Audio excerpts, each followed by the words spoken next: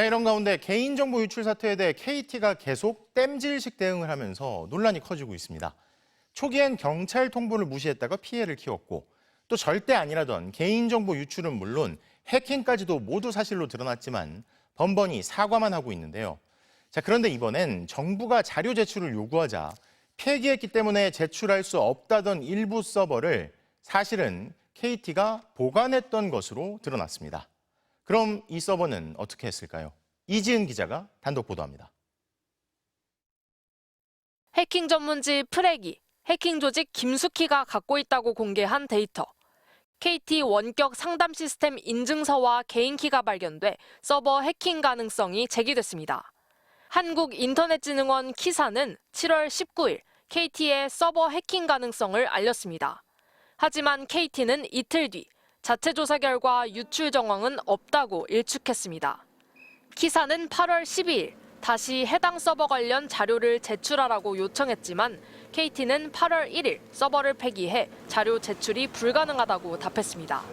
이에 KT가 해킹 사실을 축소하기 위해 서버를 폐기했다는 의혹이 제기되기도 했습니다.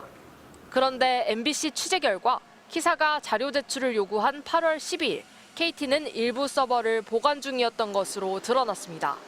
총 8대의 관련 서버 중 KT 보고대로 1일에 폐기된 건 단 2대, 이후 6일에 4대가 폐기됐고 13일에 2대를 추가로 폐기했습니다. 최소한 13일에 폐기한 서버라도 키사에 제출했다면 해킹 의혹에 대한 조사에 활용할 수 있었음에도 허위 보고를 한 셈입니다.